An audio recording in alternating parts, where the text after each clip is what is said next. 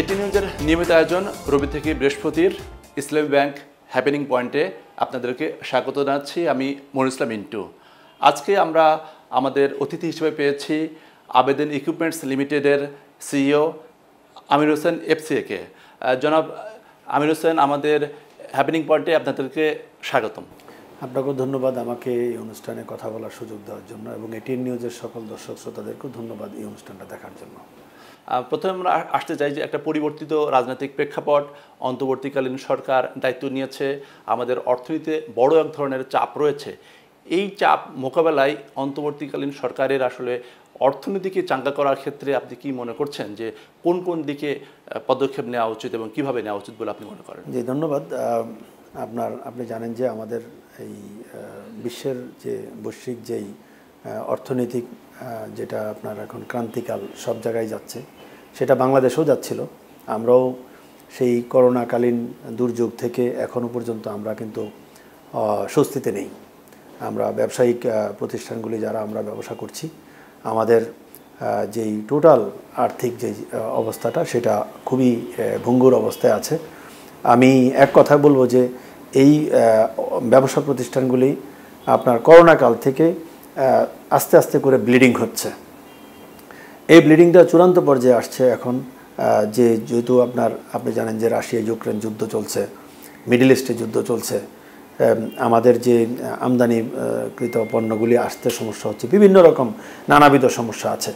তো এই একটা সিচুয়েশানে বর্তমানে আমাদের যে সরকার পরিবর্তন হয়েছে, তার উপরেও আবার হলো এটা রাজনৈতিক সরকার নয়, একটা তত্ত্বাবধায়ক সরকার।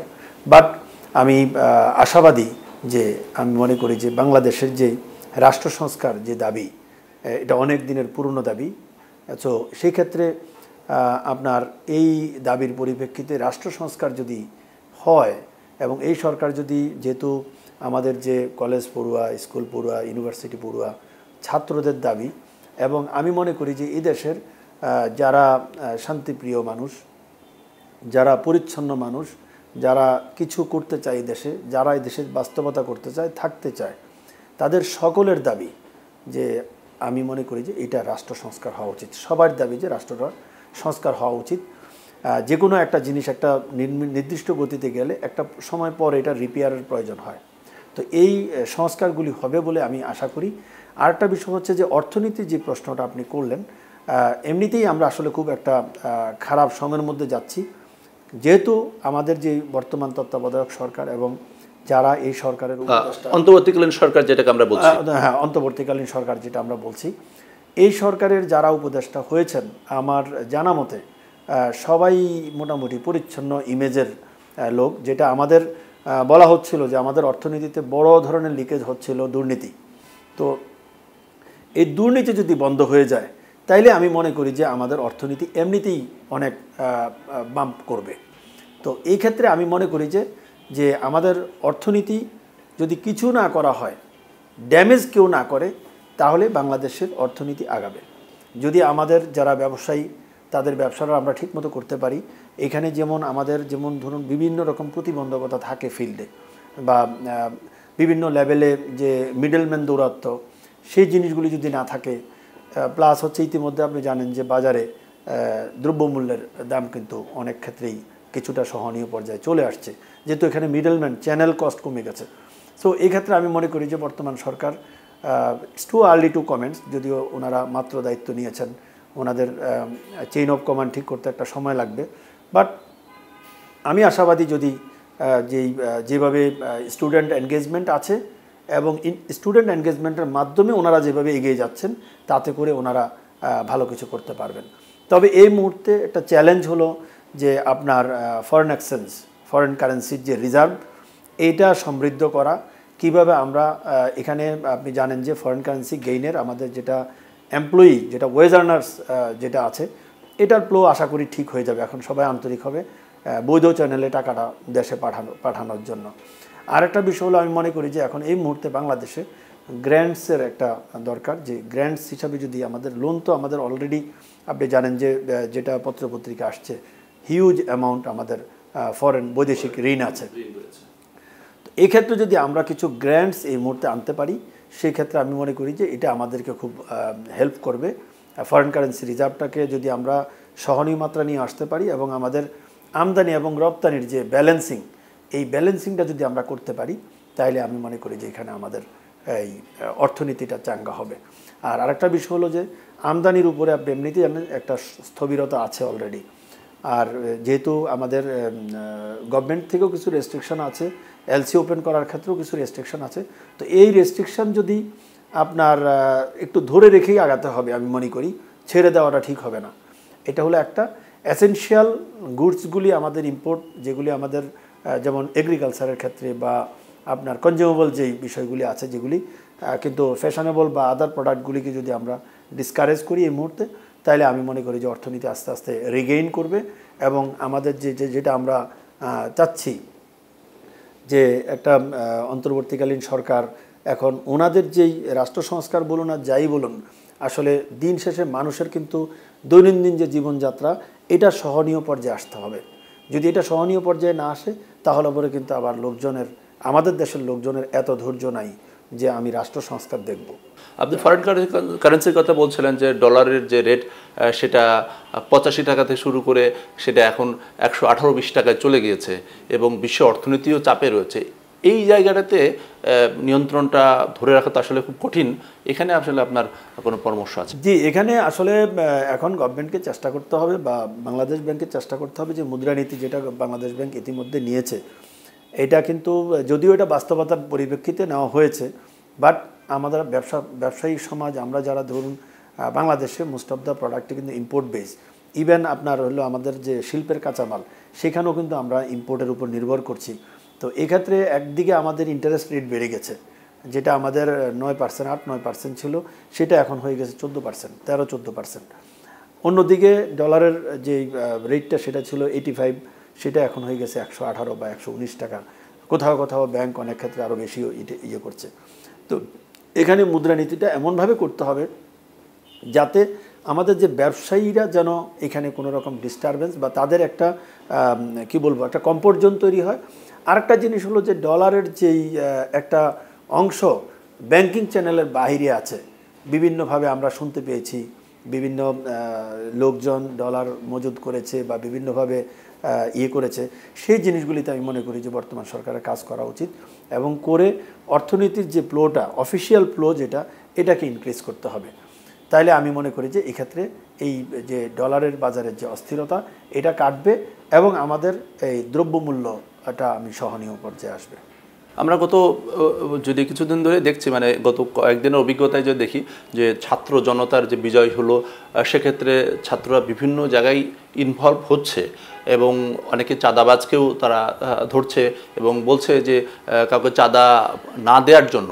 আপনি বলছেন দুর্নীতি কমানোর বিষয়টি, তো সেক্ষেত্রে এই দুর্নীতি এবং চাঁদাবাজি সেটি বন্ধ করলে নিশ্চয়ই অর্থনীতিতে একটা বড় ভালো ধরনের ইতিবাচক প্রভাব পড়বে নিশ্চয়ই। দেখুন, আমাদের দেশে ব্যবসার ক্ষেত্রে এখনও অনেক রকম বাধা রয়ে গেছে। যেমন গভর্নমেন্ট অফিসগুলিতে আপনি দেখুন যে এখানে আমরা সবাই যে বলি বা না বলি, এখনও আমাদের গভর্নমেন্ট অফিসে কাজ করার ক্ষেত্রে বিভিন্ন রকম প্রতিবন্ধকতা আছে।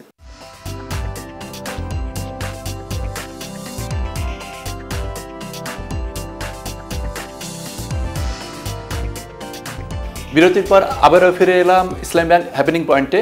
এতক্ষণ আমাদের সঙ্গে থাকার জন্য ধন্যবাদ।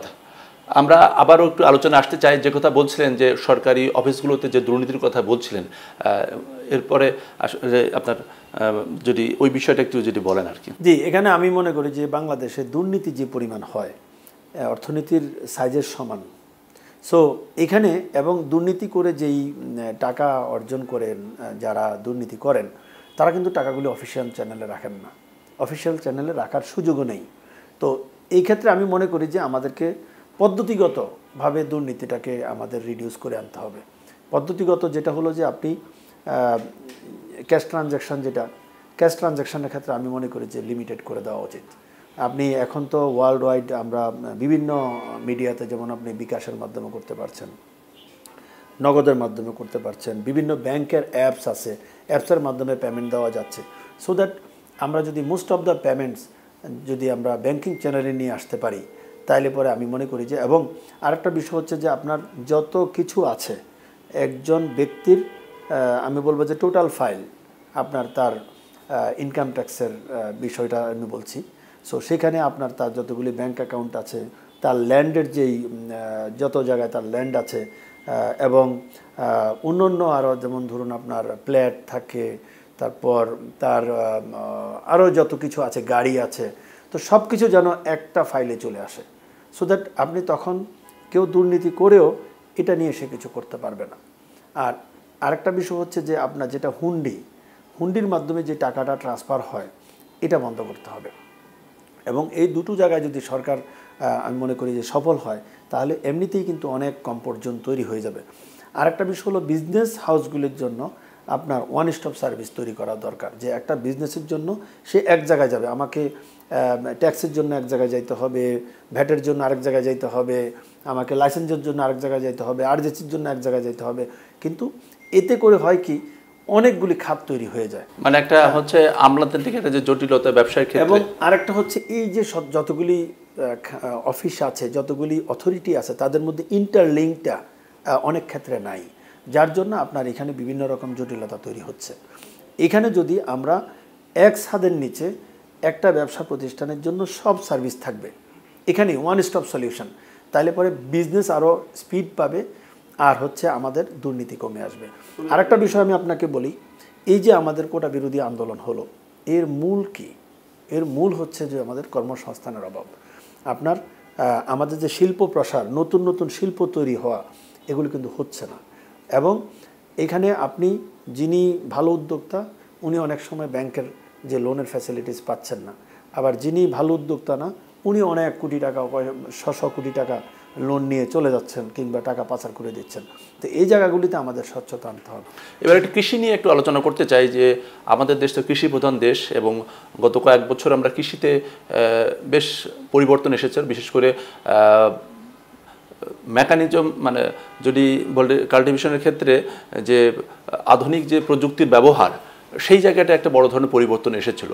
তো সেই জায়গাটাতে এগিয়ে নিয়ে যাওয়ার ক্ষেত্রে বর্তমান অন্তর্বর্তীকালীন সরকারের কোন কোন বিষয়ে গুরুত্ব নেওয়া উচিত বলে আপনি মনে করছেন? ধন্যবাদ আপনাকে। বাংলাদেশে কৃষি এখন কিন্তু যান্ত্রিকীকরণ হয়ে গেছে অলমোস্ট। যেমন আমাদের চাষাবাদটা যান্ত্রিকীকরণ হয়ে গেছে, কম্বাইন হারভেস্টারটা যেটা আপনার হলো হারভেস্টিং, রাইস হারভেস্টিং বা হুইট হারভেস্টিং, এটাও অলমোস্ট 30% মেকানাইজড হয়ে গেছে। রাইস ট্রান্সপ্লান্টিংটা এখনও বাকি আছে, এটা মোটামুটি এখনও 1-2%-এর মধ্যে আছে। এবং এই ক্ষেত্রে আপনার বিগত যে সরকার, ওনারা কিছু যুগান্তকারী পদক্ষেপ নিয়েছিলেন, সেটা হলো যে সরকারি ভর্তুকির মাধ্যমে উন্নত প্রযুক্তির কিছু মেশিন ওনারা সাবসিডিতে দিয়েছিলেন, যদিও ওগুলি নিয়ে অনেক কথা আছে। তারপরও আমি বলবো যে একজন প্রফেশনাল হিসাবে আমি বলবো যে এটার একটা বিশাল ইম্প্যাক্ট আমাদের কৃষিতে পড়েছে, এবং যার ফলে আমরা গত 5 বছরে কিন্তু আমাদের খাদ্যের কোনো ঘাটতি ছিল না। দ্রব্যের মূল্য হয়তো বা বেশি কম কিছু ছিল, কিন্তু বাজারে আপনার পণ্য ছিল, কৃষি পণ্য পর্যাপ্ত পরিমাণে ছিল, এবং মানুষ খাদ্যে কোনো কষ্ট পায় নাই। তো এই ক্ষেত্রে আমি মনে করি এর ধারাবাহিকতা ধরে রাখতে হলে বর্তমান সরকারকে প্রথমে যে জিনিসটা করতে হবে, যান্ত্রিকীকরণের যেই প্রজেক্ট আছে, বা যেই আপনার একটা প্রজেক্ট চলমান আছে, যেটা 2025 সাল পর্যন্ত 3020 কোটি টাকার একটা প্রজেক্ট কিন্তু চলমান আছে, যে প্রজেক্টটার এখন শেষ বর্ষ। তো এখনই আপনার হলো আমাদের এই প্রজেক্টের ডিসিশন নিতে হবে মেশিনগুলি দেওয়ার জন্য। আমি নিশ্চিত যে ওখানে আপনার আমাদের সচিব মহোদয় এখনও আছেন, এবং আপনার যে চেইন অফ কমান্ড আছে। সো যদি আমি মনে করি ইন্টারিম গভর্নমেন্টের এখানে একটা ফোকাস দিয়ে এই মেশিনগুলি ফিল্ডে দেওয়ার ব্যবস্থা করা, তাহলে পরে আমাদের যেটা হবে, আপনি জানেন যে কৃষিতে কিন্তু প্রচুর আমাদের শ্রমিক ঘাটতি আছে, এবং যেহেতু ইতিমধ্যে কিছু কৃষি যন্ত্রপাতি মাঠে দেওয়া হয়েছে, ওখানে যেহেতু যন্ত্রপাতি গিয়েছে, শ্রমিকরা কিন্তু স্থানান্তর হয়ে গেছে, শ্রমিক কিন্তু মাঠে এখন নাই, কৃষি শ্রমিক। তো এখন যদি এই পরিবর্তিত পরিস্থিতিতে যদি আপনার মেশিনটা যে সরবরাহটা ফিল্ডে এটা যদি না থাকে, তাহলে পরে কিন্তু একটা ভ্যাকুয়াম তৈরি হবে। আর আরেকটা বিষয় আপনি জানেন যে আমাদের দেশে হঠাৎ করে বন্যা হয়ে যায়, বা ধান কাটা হবে, তার জাস্ট 1-2 দিনের মধ্যে বন্যা হয়ে গেল। তো তখন দেখা গেলো হ্যাঁ, হাওড় অঞ্চলে সকল ফসল তলিয়ে যাওয়ার একটা সম্ভাবনা থাকে। তো সেই ক্ষেত্রে আমি মনে করি যে সামনে যে আমন ধান কাটা হবে এবং এখানে যদি আমরা যদি যন্ত্রগুলি সরবরাহ করতে পারি, তাহলে তাদের ধান কাটার যে ব্যয়টা, যে খরচটা, এটা 50% নেমে আসবে এবং তাতে করে বাজারে যে ধানের দাম এটা ঠিক থাকবে। ওভারঅল আপনার যে মানুষের মধ্যে যে খাদ্যদ্রব্যের, বিশেষ করে অন্তত আমাদের ভাতে মাছে ভাতে ডাল ভাত যেটাকে আমরা বলি, এটা নিশ্চিত যদি হয়ে যায় তাহলে আমি মনে করি যে মানুষের মধ্যে একটা স্বস্তি থাকবে। তবে এখানে আরেকটা বিষয় আমি যেটা বলবো যে যান্ত্রিকরণ, কৃষি যান্ত্রিকরণ কিন্তু এখন কোনো অপশন নয়। এখন আপনার এই কৃষি যান্ত্রিকরণটা ম্যান্ডেটরি, আপনাকে যান্ত্রিকরণ করতেই হবে। এখানে আরেকটা বিষয় ইতিমধ্যে আমরা যেটা বলেছি যে যান্ত্রিকরণটা এখন বিক্ষিপ্তভাবে হচ্ছে, কারণ আমাদের দেশে কৃষকদের জমির পরিমাণ কম। তো যেহেতু জমির পরিমাণ কম, সেজন্য এখানে আপনার একজন কৃষক কী করে, একটা যন্ত্র কিনে সে ভাড়া দেয় বিভিন্ন জায়গায়, এবং এতে করে যন্ত্রটার যে যেমন বিভিন্ন জাপানিজ যন্ত্র আমাদের দেশে চলছে, এই যন্ত্রগুলির যে মূল্য সেই অনুসারে এটা ব্যবহার করতে পারে না। ছোট ছোট জমির কারণে এইখানে একটু করছে, অন্য জায়গায় করছে, এভাবে বিভিন্ন ছড়িয়ে করছে। তো এই ক্ষেত্রে আমি মনে করি যদি এই সমবায় ভিত্তিক কৃষিটা করা যায়, দ্যাট ইজ অনেক জমি একত্রিত করে কৃষি করা যায়, এটা আমি মনে করি যে খুব লাভজনক হবে। এবং সরকারের ইতিমধ্যে বিগত সরকারও কিছু এখানে পদক্ষেপ নিয়েছে। আমি মনে করি যে এই সমবায় ভিত্তিক যেই কৃষিটা, এটা যদি চালু রাখা যায়, এটা যদি বেগবান করা যায়, এবং তবে এখানে একটা কাঠামো প্রয়োজন হবে যে সমবায় যে করবে 30 জন কৃষক একত্রিত হবে, তাদেরকে সরকার হয়তো ভর্তুকির মাধ্যমে ধান বীজ সার কীটনাশক কৃষি যন্ত্রপাতি দিল, কিন্তু এগুলি পরিচালিত হবে কিভাবে, ওখানে যে গভর্নিংটা কিভাবে হবে, তাদের ফসলের বন্টন কিভাবে হবে, তারাও জমি যে জমিটা দেবে তারা লেবার কিভাবে ওখানে করবে। তো সো দ্যাট ওখানে একটা সংগঠন তৈরি করে যদি দেওয়া যায় এবং এই যন্ত্রপাতিগুলি যদি ফিল্ডে অব্যাহত রাখা হয়, তাহলে আমি মনে করি যে আমাদের যে খাদ্যপণ্য, যেটা কৃষিপণ্যের মূল্যটা সহনীয় পর্যায়ে থাকবে এবং আমাদের যে ভোক্তাদের মধ্যে বা আমাদের জনগণের মধ্যে এই ক্ষেত্রে একটা ভালো স্যাটিসফ্যাকশন থাকবে বলে আমি মনে করি। আচ্ছা, সেই সঙ্গে আসলে নিরাপদ খাদ্যের বিষয়টিও কৃষির সঙ্গে খুব যুক্ত হয়ে যায়। সংক্ষেপে এই বিষয়টি একটু যদি বলেন। তবে ঠিক আছে, আপনি নিরাপদ খাদ্যের কথা বলছেন, যেটি ইজ কোয়ালিটি ফুড। তো কোয়ালিটি ফুডের ক্ষেত্রে আপনাকে ফার্স্ট হচ্ছে ফুড দিতে হবে। আমি ফুড পেলাম, তারপরে হচ্ছে আমি কোয়ালিটি ফুডের দিকে যাব, কিন্তু আমাকে এখন ফুডের নিশ্চয়তার আগে করতে হবে। সো দ্যাট কোয়ালিটি ফুডের ক্ষেত্রে আপনার অনেক বিষয় আছে, যেটা ধরুন আপনারা জানেন যে শ্রীলঙ্কা কোয়ালিটি ফুডের চিন্তা করতে যেয়ে কিন্তু তাদের কৃষি যে প্রোডাকশন ফল করেছে। সো এখন বাংলাদেশে আমাদের 180 মিলিয়ন পিপল। সো এদের আগে আপনার প্লেটে খাওয়া আসতে হবে, এটা কোয়ালিটি অর নন কোয়ালিটি, দেন হচ্ছে আপনি কোয়ালিটি উন্নয়ন, প্রোডাকশন কোয়ান্টিটি অ্যান্ড কোয়ালিটি দুটাতে যদি যাওয়া যায়, আমাদের দুটাতে যেতে হবে। আমরা কোনোভাবেই কোয়ান্টিটিকে আমরা কম্প্রোমাইজ করতে পারবো না। তো এটা হচ্ছে আমার দিক থেকে আমি মনে করি যে এখানে অবশ্যই কোয়ান্টিটি তারপরে কোয়ালিটি। ধন্যবাদ আপনাকে আপনার মূল্যবান সময় দেওয়ার জন্য। আপনাকেও ধন্যবাদ এবং এটিএন নিউজের সকল দর্শক শ্রোতাদেরকে ধন্যবাদ এই অনুষ্ঠান দেখার জন্য। প্রিয় দর্শক, শেষ করছি আমাদের আজকের ইসলামী ব্যাংক হ্যাপেনিং পয়েন্টে। আমরা আলোচনা করছিলাম অর্থনীতি, কৃষি এবং বিভিন্ন বিষয় নিয়ে। আমরা আশা করি যে অন্তর্বর্তীকালীন সরকার তারা আমাদের অর্থনীতিকে চাঙ্গা করবে, সেই সঙ্গে কৃষিপ্রধান বাংলাদেশের কৃষি যে অগ্রযাত্রা সেদিকে আরও এগিয়ে নেবে। শেষ করছি আমাদের আজকের হ্যাপেনিং পয়েন্ট। সবাই ভালো থাকুন, সুস্থ থাকুন, আর এটি নিউজের সঙ্গে থাকুন।